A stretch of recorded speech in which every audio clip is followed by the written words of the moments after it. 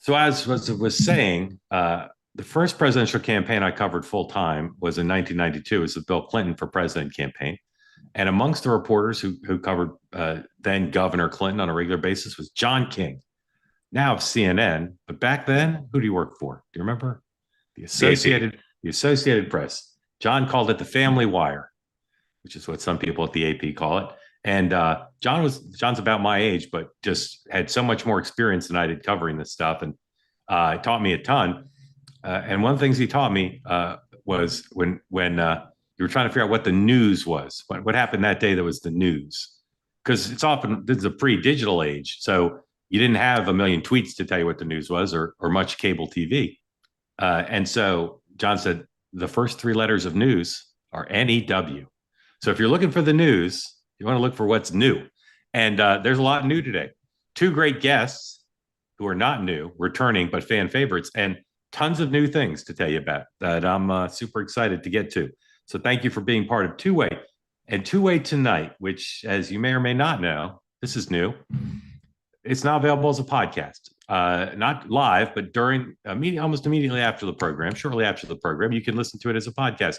Some of you like it. Why? Is it better? Drains less of your battery than streaming on YouTube, and you can hit the two X, right? So I talk fast. Forget about it. I may be from the south of the Mason-Dixon line. Maryland is south of the Mason-Dixon line, but I live in New York. I talk fast. In fact, one of my weaknesses as a broadcaster is I talk way too fast. But you put me on 2X, you could watch this show, listen to this show, probably about 10 minutes. So we're available as a podcast, as is the morning meeting.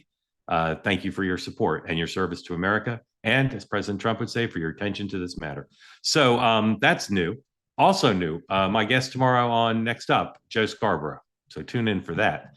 Our guest tonight, Dan Turrentine, of a show called The Morning Meeting, has about 20 theme songs, and of the group chat here on Two Way, and Beverly Hallberg, Republican strategist, who is amongst our most popular guests. And I can say that without fear of contradiction. And of course, the star of the show, the Two Way community. Thank you for being part of this. If you'd like to be part of the conversation, ask Dan and Beverly questions, please raise your hand. I'm dressed like Andrew Ross Sorkin today in honor of something. Raise your hand if you're on the Two Way platform. Would like to be part. I see some hands up already. Fantastic. More of you may raise your hands. If you're watching on X or YouTube or listening on the podcast, don't raise your hand. Immaterial, but don't put smack in the chat. Everything you do should be reflective of the ethos that Dan and Beverly live every day, even off camera. The presumption of grace extended to all, peace, love, and understanding for all of God's creatures, including and especially the people on this platform you disagree with. This isn't new, but it bears repeating because of some of the emails I've gotten lately. If you hear someone on this program or any of the Two Way programs say something you disagree with, your reaction should not be, I'm going to email Mark and say, never put that person on again, or I'm never watching again. The whole point of this is, Mark, what a wonderful opportunity to learn from someone who I disagree with. Because you know what, Mark? That person represents tens of millions of other people in the country, or maybe they represent 100,000 people, but it's a different point of view available here in America. So again, don't quit the platform. I wouldn't recommend you quit the platform. If you don't like what you hear, use it as a learning opportunity. And that goes for the smack in the chat. If somebody says something you don't like, if Dan says chocolate ice cream's better than vanilla, don't go in the chat and say, Dan Turrentine is a moron. Everybody knows vanilla is better than chocolate. Just say, isn't that interesting? Some guy who lives on the Upper East Side of New York thinks chocolate's better. I wonder why that is. That's interesting. Let me explore why it is of my upbringing and my background. I've never thought of that. That's what I would recommend, because that's what we're doing here. That's the business we're in. All right. Most of the news today, but not all, pertains to the stories we've been covering all week, and we will cover all week, I can say without fear of being wrong. The president's upcoming summit in Alaska with Vladimir Putin, and the president's efforts to bring law and order to the streets of the nation's capital through unorthodox means. But there are other stories, including a story involving First Lady Melania Trump and Hunter Biden. That's a deep tease. We'll get to that. A story involving the Kennedy Center honors and KISS. We'll get to that. And Barack Obama, according to Mark Gay of the New York Times, called Mr. Mamdani and said, attaboy. And David Axelrod on the record in the op-ed pages of the New York Times and Mark Gay's column talking about how awesome Mamdani is. We'll talk about that. I can't wait to hear what Dan and Beverly think about that. Scott Besson also weighing in on behalf of the administration on the pending stock trading ban in Congress. And if I were from Good Morning America, I would say, you won't believe what he said. Well, I'll tell you what he said. He said he's for it and he's going to push for it. And that's, I think, brand new. The administration up until now had not been particularly vocal on this pending legislation. So we will get to all that and more and your questions on tonight's episode. And if you're listening on the podcast, welcome. Yes, this is my normal voice. Get used to it. Thank you for watching. All right, let's bring in our guests, and I'm eager to hear how their summers are going. Beverly Hallberg, a Republican strategist, consultant. She also does media training, and she's constantly sending me notes during the morning meeting saying, can't Dan do this? Can't Dan do that? Very, very opinionated about Dan's performance. So maybe tonight she'll have the courage face to face to say to Dan, here's some of the advice I've been giving Mark about you. And no, just kidding. But I bet Beverly would have some good advice for Dan, because Dan is I'll take it all. Beverly, Dan is one of the great success stories of the last 2 years in media. Previously, he could walk down the street unknown, and now he's on Fox, he's on News Nation, he's on Newsmax, he's on 2 different shows on Two-Way. Beverly, as a student of the Two-Way platform and of Dan's oeuvre, what would you say are the elements of Dan's success that you would recommend your clients adopt? Well, I had my list of things that were going wrong. I thought we were going to start with that, but sure, we'll focus on the successes. Here is my main theory, which is if they keep asking you back, you're doing something right. So I have a feeling one of the reasons why he keeps getting asked back, not only because he has knowledge on these areas, but he shows up on time, isn't difficult to work with, and that makes producers and bookers really happy on the other side. So he's nimble. We'll talk about a wide variety of issues, and he shows up. And not only does he show up and is reliable, but bookers want an answer right away. So when they say, Dan, can you be on Hannity tomorrow night? 2 seconds later, yes. Right. Beverly, thank you for being here. Tell folks who don't know, what do you do for a living? Yeah, so I have the very weird but very fun job of taking people through media training. So I coach people on a daily basis, everything from members of Congress to senators to CEOs to policy activists, to communicate effectively in interviews. So keeping it short, making eye contact, overall body language. So if I mess up in these interviews, I might lose my job. So these are high stakes interviews with you right now. Yeah, I'm not going to do anything to try to throw you off. We're going to have to shine bright light in your face or ask you questions that you couldn't answer. And Beverly, what's been your connection to politics? Republican, Democrat, Independent? What have you done there? I work in the Republican arena and have since 2000.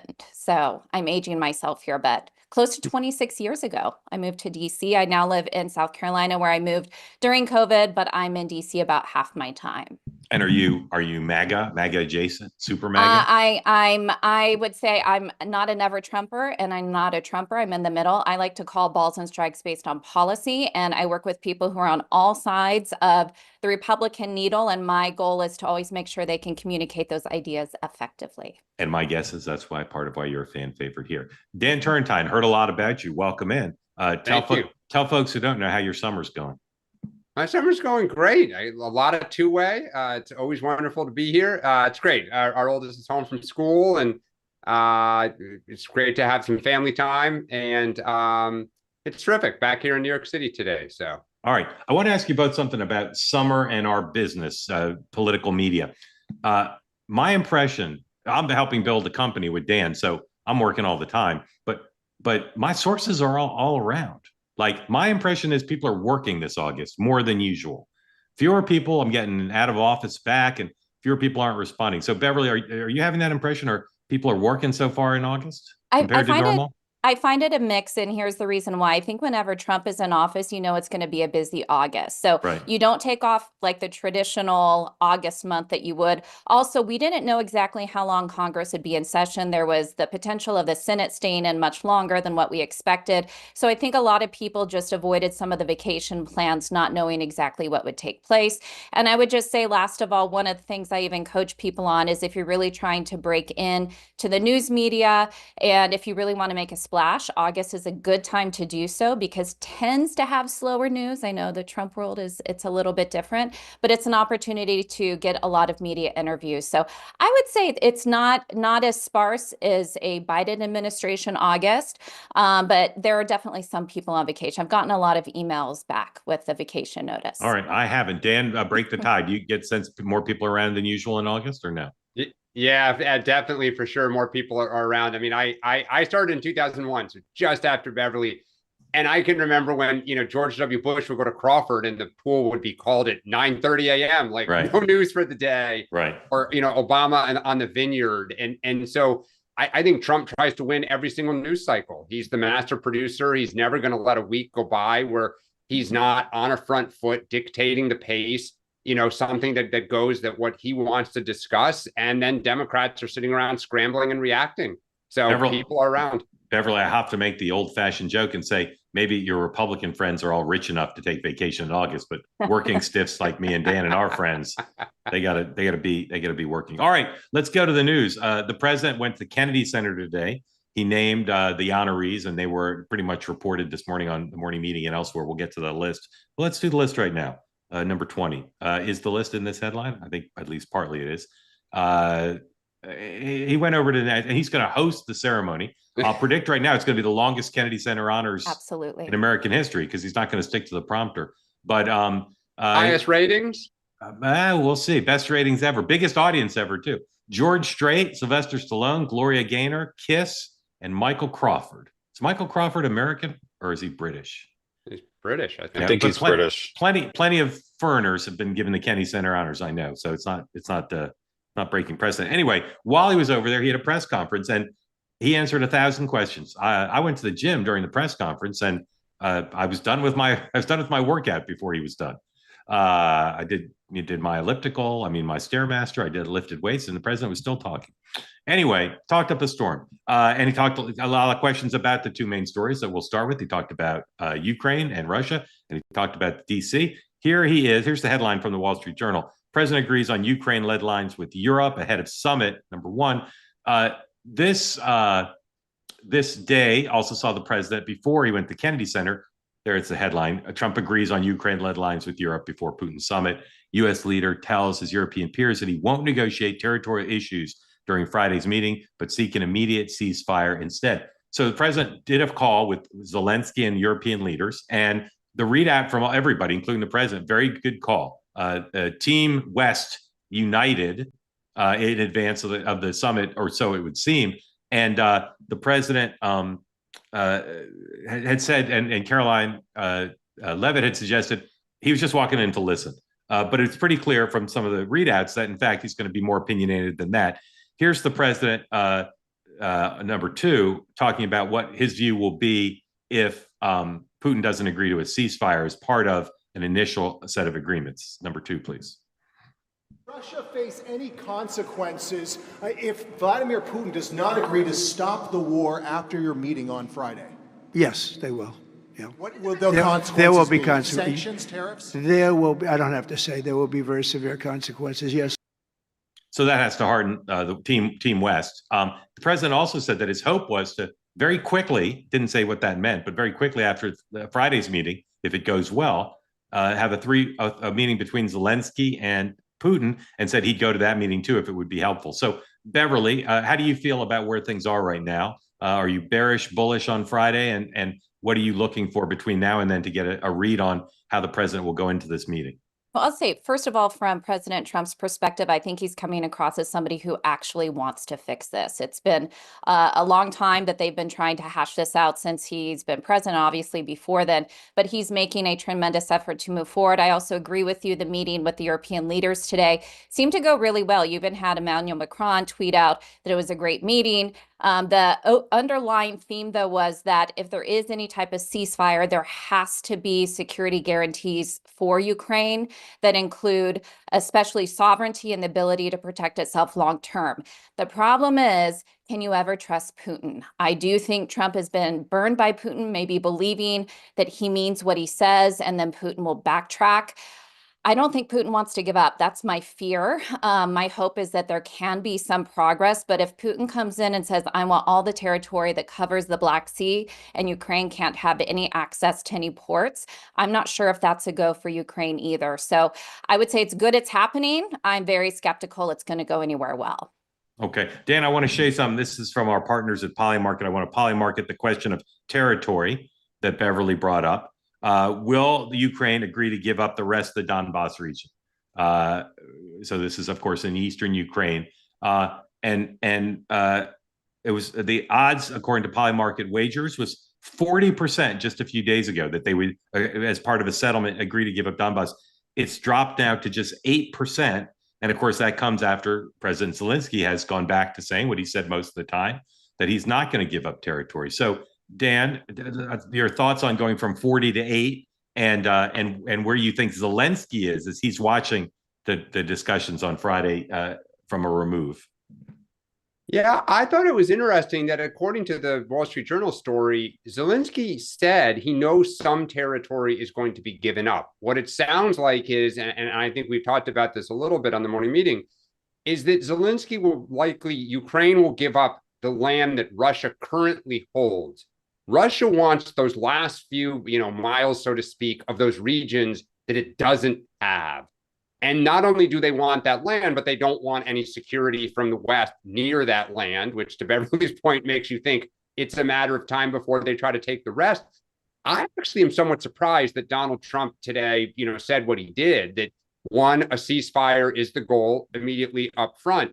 But two, in that story is that Europe, and he said the U.S., although he apparently would not define what U.S. participation would mean, will ultimately have to provide security for the rest of Ukraine. Yeah. And if he goes into the meeting with Putin saying we will be standing there, to me, that's a game changer. Yeah, it is. And again, if the reporting's accurate. Yeah. And there's some other reporting about what was said that wasn't publicly revealed. The German prime minister and Zelensky had a press conference after the call, but there's some other reporting. Again, it's clear, go back to how I opened the show. What's new today is that President Trump's going to this meeting not just with a pad saying, tell me what you think, Vladimir, and then coming out. He's got some things that he's going to make clear bottom lines. And I continue to say, it seems like the president's going to insist on agreement of a ceasefire. And I worry that there's going to be activity and Putin's going to say, oh, we didn't know anything about it. That's rogue operation, whatever. So we'll keep watching that. All right. Well, we can talk more about that if people have questions about it when we get to your participation. But let's switch to what's going on in D.C. President talked quite a bit about it today at the Kennedy Center. Here's number 7. This is a Fox News headline. D.C. crackdown leads to 100 arrests. There's going to be more than 100 arrests. There's going to be more arrests overnight. I'm quite certain. And the administration keeps chronicling what's happening. I hear mixed reports from my sources about how well they're coordinating with the DC police. But of course, it's not surprising that there'd be some growing pains here as they try to get the operation going. Here's a picture, this number 8, photo of the National Guard in Washington, including in front of some of the museums on the Mall. Those of you watching or listening to the podcast won't appreciate this, but there's just pictures of folks. It's a little interesting to see U.S. military, National Guard there on the Mall. The president was asked about the crime stats and this continuing. Well, no, let's skip that for a moment. The president was asked about this issue of if after 30 days the operation should continue. Is he already talking to Congress about extending? Because it would take a vote of Congress to extend the use of the police, not the National Guard and the active military. Here's what the president said, number 9, about getting Congress to extend. Federalization of the police has a 30-day limit unless Congress acts to extend it. Are you talking to Congress about extending it, or do you believe 30 days is sufficient? Well, if it's a national emergency, we can do it without Congress, but we expect to be to Congress before Congress very quickly. And again, we think the Democrats will not do anything to stop crime, but we think the Republicans will do it almost unanimously. So we're going to need a crime bill that we're going to be putting in. And it's going to pertain initially to D.C. We're going to use it as a very positive example. And we're going to be asking for extensions on that, long-term extensions, because you can't have 30 days. 30 days that's by the time you do it. We're going to have this in good shape. And don't forget, in the border, everyone said it would take years and you'd have to go back to Congress. I never went to Congress for anything. I just said, close the border. And they closed the border. And that was the end of it. I didn't go back to Congress. We're going to do this very quickly, but we're going to want extensions. I don't want to call national emergency. If I have to, I will. But I think the Republicans in Congress will approve this pretty much unanimously. So, Dan, let's say this was, I don't know, George Bush or Barack Obama doing this. And maybe you'd say, well, they wouldn't. But how did you feel about his tone on this and kind of his posture on this question of this is not a 30-day operation? Well, I mean, I think it goes to the fact that we've talked about then what. So I think he's right to say, as long as people feel like the DC is not safe, we're going to stay there. And he's right to kind of say, hey, we hope Congress will give us the authority. I go back to, if I were the Democratic Party, I would push him closer to the sun. Hey, the top 10 cities per capita with the highest crime should receive this surge. And I'm looking at it here. That would include Memphis, St. Louis, Little Rock, New Orleans, Kansas City. Like, make it bipartisan. The top 10 cities with the worst crime per capita should receive a federal surge. Right. But you say bipartisan because they're in red states, even though they're blue cities. Right, exactly. Yeah. But basically bring everybody together. Yeah. To do this, and don't let it look like you're picking on DC. Yeah. Beverly, I want to polymarket this question of will local control be restored by the end of the month when the 30 days are up, or about when they're up. So polymarket traders put a 12% odds. This is number 12, please. 12% odds that President Trump will restore local control by the end of August. This is a new polymarket. This went up just yesterday. I think, or about yesterday, at 12% chance local control being restored. Beverly, what's your read on that question? Are you with the bettors of polymarket that the odds are low that it'll be restored, or do you think it's possible that this will drift in that direction? I would say that it's going to be difficult to restore it within 30 days because a big problem are some of the laws in DC, and you do have these young juveniles getting out. So you need to change the laws to actually hold people accountable for criminal activity. So that is a separate issue altogether. As far as this move by Trump, I think it's actually been a poor move by Democrats to focus too much on how bad is the crime in DC. And here is the reason why is, of course, there's discussion of, are the stats accurate? And we could get into that, putting that aside altogether. There have been real life examples where you can put faces of people on the screen to show that the crime has been bad. And when you talk to DC residents, it's real. Everybody has an anecdote. And I can even say personally, crime was the big driver in me leaving DC. I was a single woman, didn't feel safe living alone.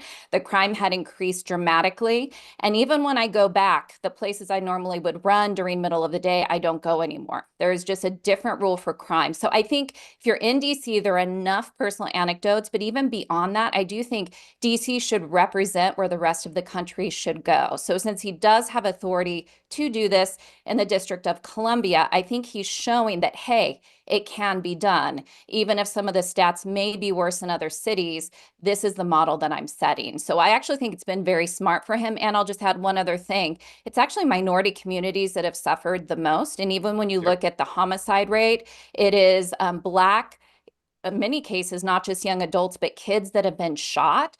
And so when you look at those minority communities, they're begging for more help, even if we don't always hear that message on TV. So I think it's a winning issue for Trump to continue with this. I would like Congress to get involved at the 30-day mark. Yeah, or even before. So there's continuity. Even before.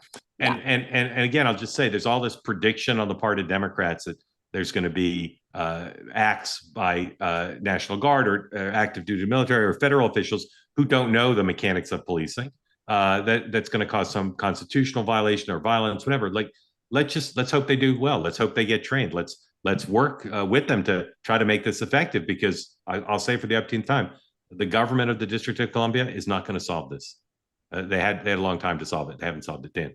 Well, I think the other thing that I haven't seen the direct thing, I've just seen reports of this, is that apparently Chuck Schumer kind of went nuts this afternoon and dropped an F-bomb and said, no blank way are we going to support Trump's efforts. And I think once again, just as like immigration and other issues, they are so focused on Trump.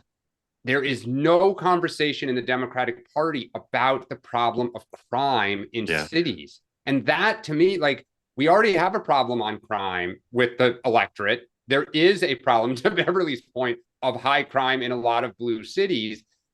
And yet we're so fixated on him. But Dan, isn't the solution to helping people in the cities just to say January 6th? Isn't that the solution? Just kidding. All right, we'll move to some other topics. If you want to learn more about our partners at Polymarket, which is coming to US better soon, you can go to polymarket.com/USA and read about both how Polymarket works, but also about the fact that you'll soon in the US be able to bet on the markets. All right, we're going to run through some other issues, lickety split, get Beverly and Dan's views, and then your questions. So again, if you're here on the two-way platform and you want to get in on the conversation, please raise your hand. All right, Scott Besson, number 13. So Treasury Secretary did an interview with Bloomberg. It's by the time he come back to two-way, don't you think? He's been here in a while. Does interviews seemingly every day. Besson says, according to Politico headline, Besson says he'll push to end congressional stock trading. Here is Scott Besson on Bloomberg making this statement. And notice the two members of Congress he name checks. Number 14, please. I am going to start pushing for a single stock trading ban because it is the credibility of the House and the Senate that you look at some of these eye-popping returns, whether it's Representative Pelosi, Senator Wyden. Every hedge fund would be jealous of them, and the American people deserve better than this. People shouldn't come to Washington to get rich. They should come to serve the American people, and it brings down trust in the system. Because I can tell you that if any private citizen traded this way, the SEC would be. Beverly, nothing I like more than a populist multimillionaire. I mean, I haven't looked at polling on this issue lately. The question of whether members of Congress should be able to do this, but it seems like it's got to be like a 90-10 issue, right? Like nobody really before this. So Congress has always found a way to box it up, including when Nancy Pelosi was Speaker. Do you think with Scott Besson's and the administration's backing that a version of this law will finally pass? I'm not sure if it will get through Congress. I would need to see where it splits down. But from a public perception standpoint, I think it's a winning issue. And it was a mic drop moment when he said that nobody should go to Washington to get rich. And that's just a winning message all the way across. And of course, Nancy Pelosi's name has always been in this topic as somebody who's been one of the worst offenders. The average American is tired of politicians getting rich, what seems like off their own taxpayer money. And in this case, having insider knowledge. And I understand why Scott Besson said what he did. It remains to be seen what Congress will do. Dan, I know you're going to tell me that Trump's got rich in Washington, but besides that, what would you like to say? I was just going to say, I mean, I think it was so comical to listen to him talk about that. When the Trump family on crypto, we don't even know because they won't fully disclose it. It's estimated they've made almost over $1 billion in 6 months. So if I were Democrats, first of all, Nancy Pelosi has come around, and I agree with Beverly. It's not, for those who don't know, Paul Pelosi is a longtime investor. He was an investment banker in the 70s for Citibank. He's done very well. He's had, very good returns, and that has always raised eyebrows. And she's always historically not been in favor that she's now around. If I were the Democratic Party, I would simply say that the president, vice president, and all members of Congress and cabinet secretaries, because it was also reported today that Scott Besson has not fully divested his own investments. Now, I think it's because they're so diverse, they're so broad, that it's taking time to unwind, particularly things that aren't public, meaning you can't just sell it on, the stock exchange. But boy, that's a rich argument from Trump, particularly, to go after Pelosi when he and his family are doing what they're doing. Yeah. All right. A few more stories. And Michael, please look for Schumer, that Schumer reaction that Dan mentioned to see if it's on camera. All right. Here's a Fox exclusive. This is number 4. More documents released by the Trump administration pertaining to what I call Russiagate Gate. And this one pertains to Mr. Clapper, who was ran intelligence. And here's what it says. Clapper allegedly, in the Obama administration, Clapper allegedly pushed to compromise normal steps to rush 2017 ICA, despite concerns from NSA director. Gabbard declassified emails exclusively obtained by Fox News Digital, allegedly revealing that the manufactured intelligence assessment was deliberate and came from the very top. Dan, to do a little deciphering here, what's ICA and NSA? Well, NSA is the National Security Agency. I am not sure what ICA is. Yeah, see, I was pretending I knew. Beverly, do you know what that stands for? I don't. ICA? I'm with you guys on this one. All right, let me Google it. Dan's going to Google it, but Beverly, this is a story getting a lot of attention in the red Twitter sphere, exosphere, and I predict Rachel Maddow won't talk about it. She's probably not on tonight because she works one day a week. But what's your view of this type of allegation and how people should be thinking Mark, about just it? so you know, it's the Department of National Intelligence's Intelligence Community Assessment of Foreign Threats, ICA. Intelligence Community Assessment. Thank you, Beverly. So I'm going to take a lens on this from the general public and how they're viewing it versus the details and the intricacies of what's actually going on. I think people have generally made up their minds about how they feel about this issue. Getting the information out is confirming, but it's not a day-to-day issue for people. Of course, Trump feels vindicated whenever new information comes out that proves he was correct all along when it came to Russiagate and a lot of other different issues. So I think it's good for confirmation for President Trump. I don't think it's an issue that gets much traction. And you are correct. We aren't going to hear many retractions from anybody on the liberal side of this who made claims that are now proving to not be true. And I don't think we're going to get Obama to admit to anything either. Dan, you've been a skeptic of all this stuff. Does this one move you off of that? No, but what I'll say is, look, one, I think anytime you have kind of, I believe this is kind of like selective cherry pick stuff, you never know kind of what the full picture is. I agree with Beverly. I think most people have made up their mind. But the more there are stories of, let's just say, corners cut or stuff that was rushed, we don't have the full context, right? Every time I go on kind of the blue ecosystem, they're like, oh, I'll tell you why. Like, here's the explanation. But the more that stuff comes out, it just does not look good. And for those who are on the fence, or for those who do want to be more sympathetic to Donald Trump, I think it will begin to undercut stuff, which I believe is the goal of the Trump team with all of this. All right. After I take out the garbage and wash the dishes, I will read more into this, and maybe we'll talk about it in the morning meeting tomorrow. I'm sure Sean wouldn't be disappointed about that. All right, let me run through a few more headlines. You guys can comment or not, and then we're going to start taking community questions. Again, if you'd like to be on the conversation, if you're here on the two-way platform, please raise your hand. Number 16, Gavin Newsome on Twitter today, and we talked about this in the morning meeting.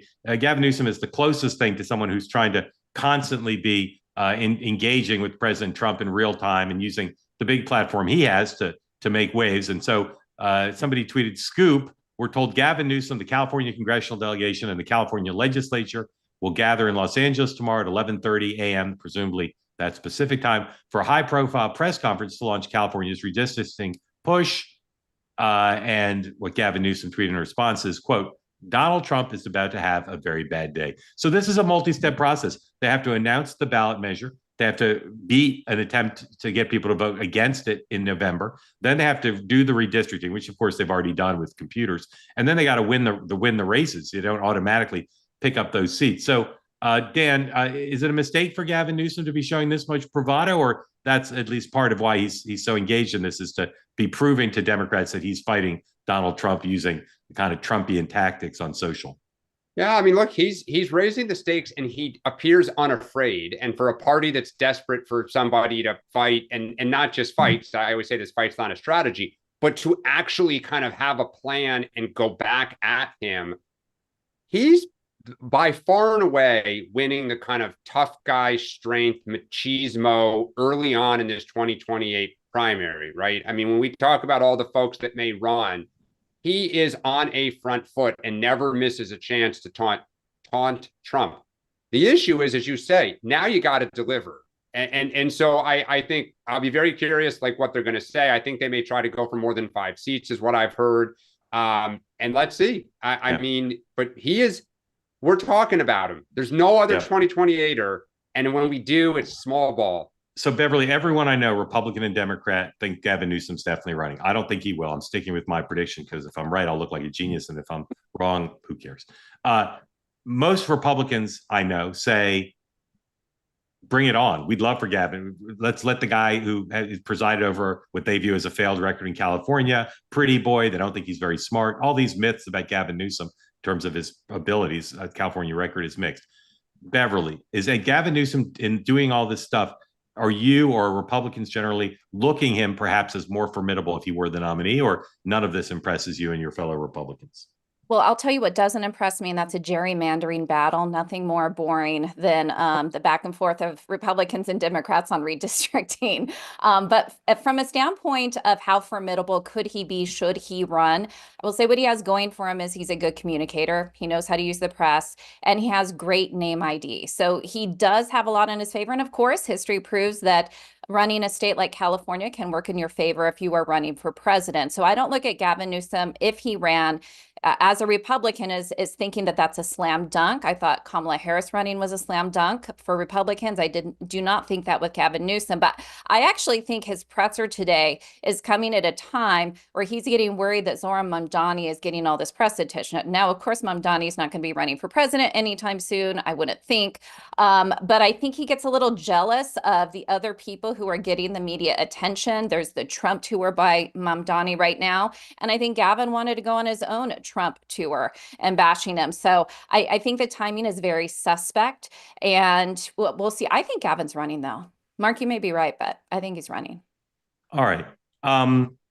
Let's go to this. Well, Dan, let me ask you same question, Beverly, about Democrats, because when I ask Democrats who they want to run, I don't hear a lot of Newsom. So you've praised him for what he's doing. Do you get the sense that this is building more support than the party? No, well, it depends, because amongst the professional class, they look at him and think California could be an albatross. While he is good on, as Beverly said, on television, he's a good communicator. He's clearly kind of getting the social media game. They don't see how he helps us win kind of back trust on cultural issues and have kind of a forward-looking agenda, because people will simply say, as they said to Kamala Harris, why haven't you done it? You know, if this is such a problem, why does California have it, et cetera? Right. So for the professional class, they look at the Whitmers and the Shapiros and kind of the new fresh blood that they think, you know, might be better. But I'll say this, you go to the grassroots and you go to who people get excited about, who they are, you know, tweeting about on Blue Sky and just at these like party meetings, they love what Gavin Newsom is doing. He is throwing punches once every 2 weeks, and it's breaking through to the national media. And nobody else is, other than AOC and Bernie Sanders. Yeah. All right, two more things, and then your questions. First, number 21, Fox News is reporting that the First Lady's lawyer has warned Hunter Biden that she's going to sue him for $1 billion if he doesn't get a podcast he was on to take down comments he made, similar to comments that were made by the Daily Beast and one other place, deriving from author Michael Wolff's position about her relationship with the president. I'm not even going to repeat what it's about because I don't want to be sued for $1 billion, but interesting. And the lawyer set a deadline and Hunter Biden hasn't met it. So I don't know if he's got $1 billion, but it'll be worth watching that. And here is Chuck Schumer reacting to what's going on in DC with our friend, Mr. Parnas. That's where he did this. Have you heard, do you think that he's going to end up going to because he can't revoke complete home rule authority for DC without actually going to Congress first. He can't even extend this past 30 days without going to you all first. Have you heard that that's what he plans on doing? And if he went to Congress and said, you know what, there's this crime emergency, we need the National Guard out there longer, we need to take over Washington, DC, would you grant it? No fucking way. We'll fight him tooth and nail. And right now, as you said, he can only do it for 30 days, or now I guess it's 26 or 27, whatever. And he needs to get Congress to approve it. And not only are we not going to approve it, but I have there are some Republicans who don't like it either. This is, again, just a distraction. He's afraid of Epstein. He's afraid of all that. And we are not going to be we are not going to give up on Epstein. Well, that's a lot there. Beverly, thoughts on that, and then Dan. My main thought is that Democrats have a trend right now of liking to swear in interviews. I'm not personally offended, but I think it's an interesting trend. It's almost like they want to show how tough they are, so swearing is the way to do it. I don't think it's a smart tactic in my own opinion. But beyond that, I want to touch on Melania just a little bit. Melania doesn't speak up very much. She doesn't do very much in the public eye. And if she's really upset about something, I'm going to give it to her. I don't know all the details of what she's upset about, but I will just say she stays relatively quiet. And if Melania is upset, I support her. All right. Dan, maybe we should have Senator Schumer make a mug for him that says, what did he say? No fucking way. What did he say? Correct. Yeah, correct. No fucking way. It's kind of the Chuck Schumer version of she persisted. All right, let's go to your questions. As always, as I unmute you, you'll tell us where you are and what's on your mind for our two great guests, and grateful to you for being part of the two-way community. Let's start with Anthony. Anthony does not work in a grocery store, as far as I know. That's for the Billy Joel song. You hear me, Anthony, guys? we can. Welcome and thank you for being part of two-way. Tell folks where you are and what's on your mind for Beverly and Dan. Sacramento, California, capital. Two things I want to ask you guys about, Beverly, Dan, and maybe Mark can jump in here, is the whole redistricting thing. I'm a left-leaning independent, voted for Kamala Harris. I kind of regret that now based on, things going on. But I'm not personally a big fan of the redistricting method because both parties have done it. I think in Massachusetts, they're trying to do it or something like that. And there's no Republican senators there at all. And I'm like, okay. And to me, I'm not a hyper-partisan person. I know there's a lot of people, including me, who aren't necessarily happy with what Trump is doing and stuff. There are things I do agree with him on, like the border situation. And number two would be, so when it comes to the DC policing thing, my opinion on my coverage of that is that even though technically the crime is down, that's very anecdotal because I have friends of mine who work in the police department. And they say those crime numbers a lot of the times don't actually show what's going on because you could still have crime down technically, but the police could still be super busy and stuff like that. Dan. Yeah, I think I'll take them in reverse order. On the statistics, look, it's how you feel. And the fact is a lot of people in DC do not feel safe. DC is similar to New York. Beverly mentioned the laws. The prosecutors won't prosecute small crime. So here in New York, if you go into a CVS or a Duane Reade and you steal shaving cream and razor blades, the police will not pursue it. So no one calls the police because they just know this is, pointless. So they put up plastic barriers. So yes, crime may be down, but crime is still occurring. And I agree with you. And for the Democratic Party to try to argue, sure, there's some crime, but it's no big deal. That is a losing argument 9 out of 10 times. It's a losing argument for me. Yeah, exactly. And then I think on redistricting, yes, I think a lot of people's eyes, gloss over when they hear this. They think everyone does it. Everyone's kind of, corrupt, so to speak, on this front and guilty. And so I think, again, I go back to Trump kind of started this cycle when he said, or the White House said, hey, Texas, can you guys try to net some more seats? And, our party, anything Trump speaks, they go the opposite direction. It. It's just, for me personally, it kind of puts me and a lot of other independents that kind of we're kind of. Are you happy? You mentioned that you wish you didn't vote for Harris. And sorry, I know it's Beverly's turn to speak, but just quickly, would you vote for Trump today? So you've seen what he's done a little bit. I would say no. I probably wouldn't have voted for either one. Because I especially did not like, especially after what has come out about Biden and stuff for 4 years, seeing how bad it was behind the scenes. Jake Tapper's book, seeing how bad it was. I really did not like a lot of what personally, like I was saying back in 2022, about how bad the border situation was. And I don't agree with what Donald Trump is doing but I agree 100% with what he did with the border. And I think it was I got people coming at me online saying I was racist simply because I said, hey, I think people who've been in the United States who are committing violent crimes should be deported. And I think that's like, well, I'm not talking about people who've been here for 20, 30 years, I'm talking about people who committed crimes. Beverly. Yeah, and if I could jump in, I think what you're talking about is what people view as just common sense. Yeah. Yeah. If somebody commits a crime, they shouldn't be staying here.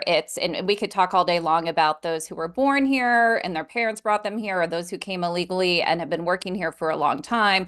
But that's a separate issue altogether. I want to say on what you're saying about DC crime, very quick anecdote. A personal friend of mine, she was attacked around 10 a.m. in a good area, technically good area of DC on a Saturday morning.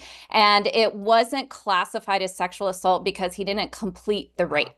So she went back to look at it. People came and helped her in time, but she said the way they're classifying crimes, and she's a journalist, so she's even written about it, is that they're being very particular about how they would classify something like that. So I do think there is a discussion about the stats in general, but people know crime is up. There's nothing that anybody could say to us. So it's kind of a losing issue to even focus on the stats. On redistricting, just one thing I want to say about that. Democrats have been pushing the redistricting for a long time. It's really the first time Republicans have fought back with that, whether you like it or don't. I think overall, people expect there to be certain rules with how you figure out the district and how many representatives you have. So I think this issue actually confuses people as to why isn't there a better system. It was a Republican, Arnie, who did the non-voting commission. He's not happy about Newsome trying to undo it. So I have a feeling I'm personally not going to vote in that because I don't think it's the best solution. I don't think you should blame the California Republicans for what Texas is doing. So it'll be interesting if I think, and Mark alluded to this earlier, that you're going to have to go now win the vote. California is not predictable. It's very possible that people say no. Yeah. And as Karen Skelton said here the other day, states become more red. And in ballot measures, no has an advantage. Voters are more likely to vote no. And I don't know how much money Newsom's going to raise, but I know the no side's going to raise a lot of money.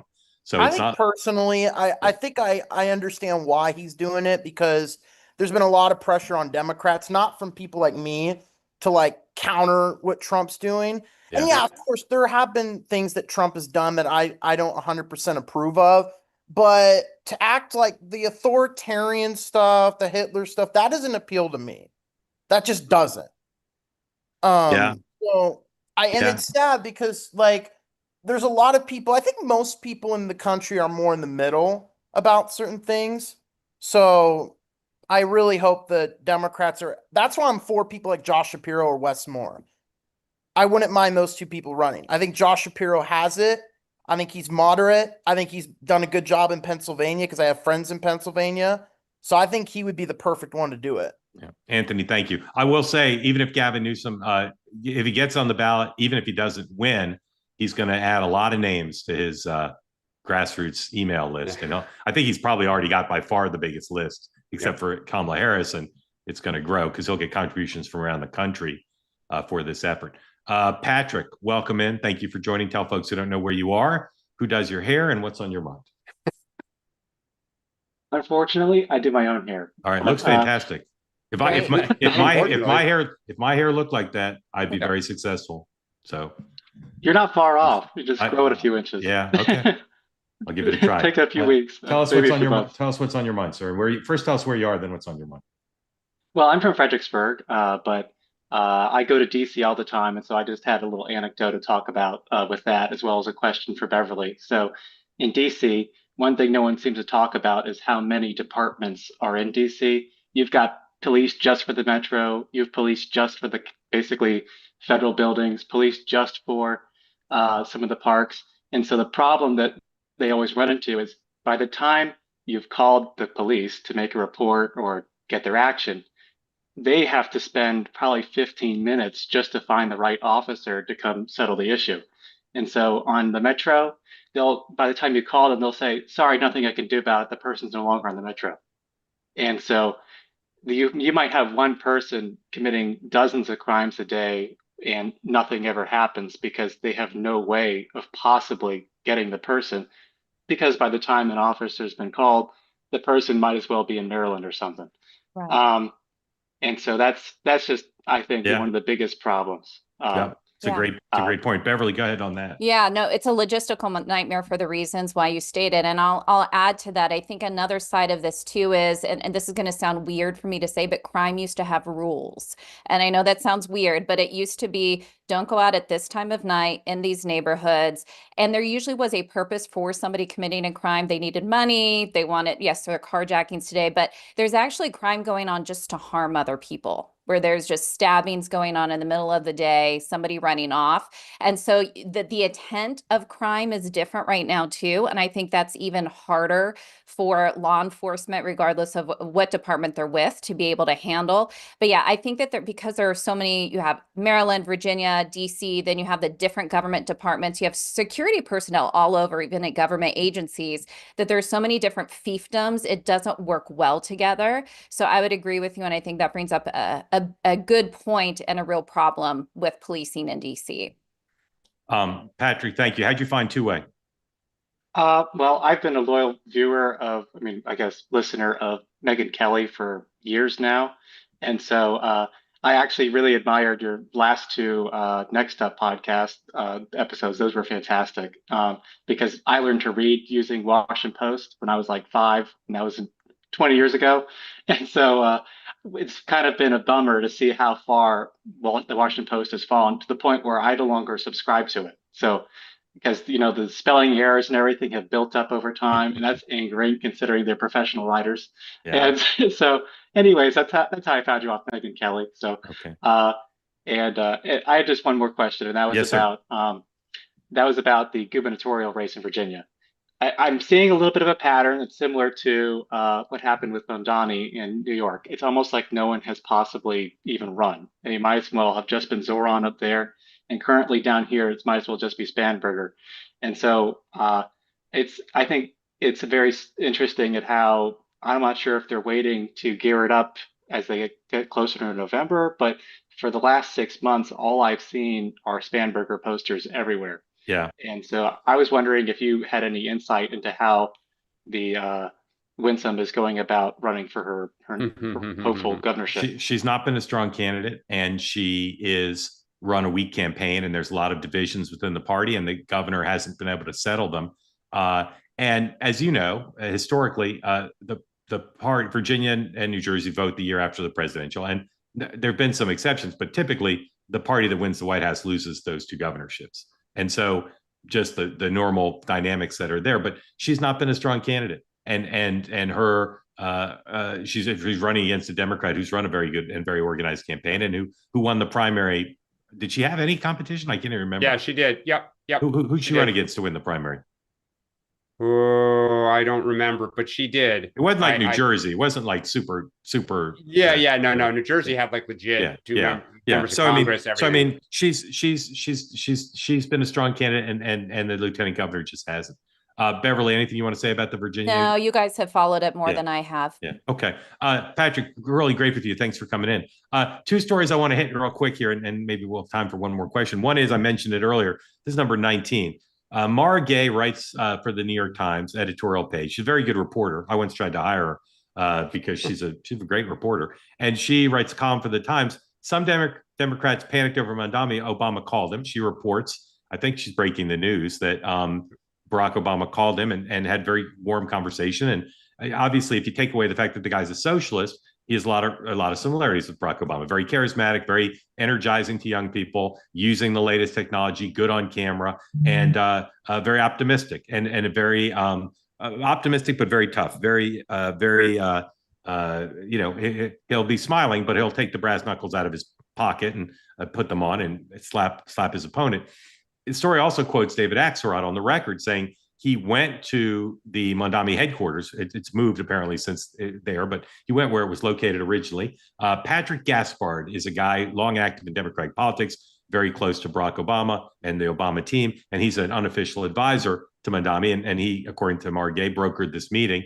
And David Axelrod basically said, this guy's the future. He talked about him as if he were Barack Obama and spoke very favorably about Mondani being the face of the party nationally. Dan, is David Axelrod accepting, making the best of a bad situation, or do you think he's indifferent to socialism? Because the article doesn't really deal with that. not surprisingly, Mark Gay's pretty left. But do you think David Axelrod is just trying to make the best of a bad situation, or really thinks on balance Mondami is actually great for the party? So I think it's really interesting that this story came out when it did, because a lot of the kind of story behind the scenes in the political world is that Mondani is stuck at 40% and it kind of can't seem to get lift off in the general to start bringing some of these constituencies into the fold to kind of comfortably go into November, right? He is still nervous about Cuomo, which is why he's hitting him on Trump. I'm really surprised because Axelrod's been pretty blunt to the party for the last year and a half with his criticisms and analysis. And you're right, he does say on the record that while he doesn't agree with all of his policy choices for the reasons you say, he has a bright future. I don't know why they did this. Is this the Mondani team leaking that this happened? And Axelrod figured, okay, if they're going to say I met with him, I might as well kind of frame this how I want it framed and put the best light on it. But you're right. It certainly does sound like they wanted to get this out. Obama has not endorsed him. That would be huge if Obama, because you haven't heard it from Schumer, Gillibrand, Jeffries, and Hochul. That would put pressure on them. Yeah. And by the way, the Black community he has problems with.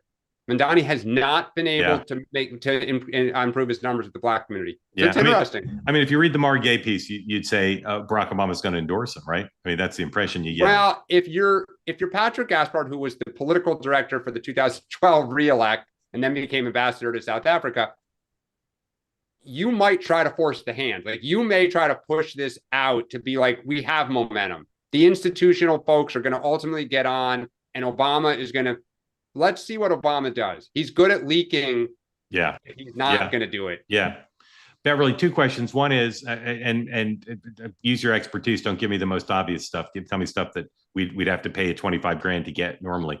What does Mondami do that you would say your clients should emulate? Well, I think he's charismatic. So he's conversational. He gets out there. I will even say from a vocal standpoint, he projects his voice really well. Yeah. He uses a lot of intonation and inflection that works really well. And he gets people excited. I think people get tired of politicians who can sound boring. And he does fit into that Trump camp as he's interesting to listen to. So I would say that that's the most compelling thing, is he has a really dynamic delivery and he seems like a likable person. Then you look at his policies and you realize, wow, these are pretty out there.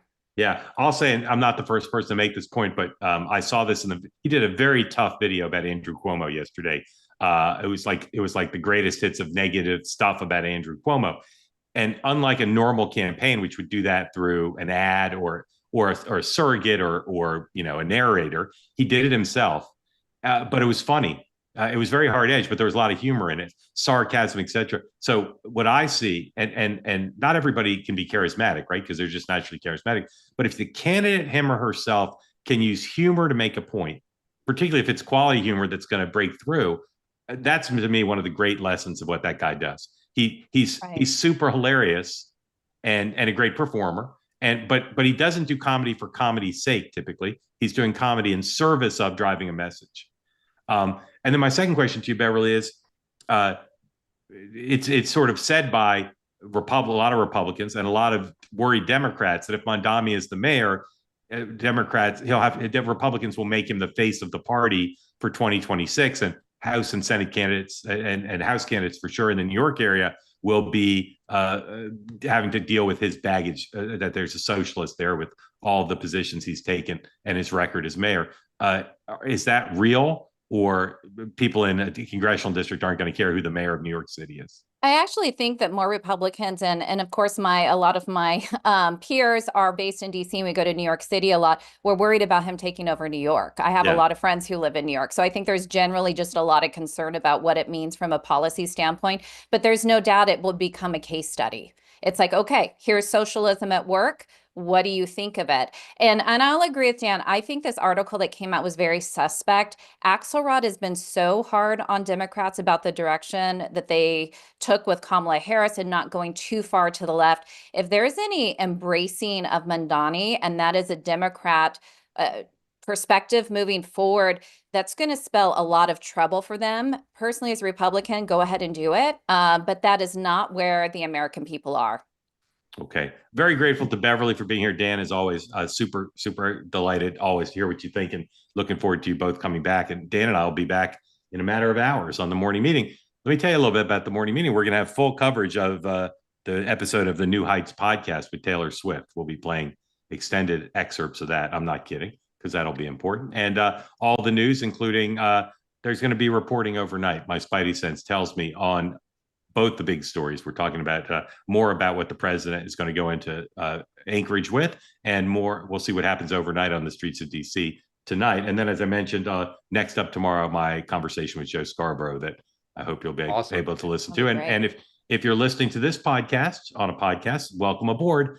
As I said, the morning meeting and Two Way Tonight now both available on Apple and Spotify and anywhere else you get your podcasts. Although, as you two know, statistically, an extremely high percentage of podcast consumption is done on those two platforms. So Beverly, thank you. Dan, thank you for being part of Two Way, everybody. And Dan and I and Sean, we'll see you at 9 a.m. Have a good night.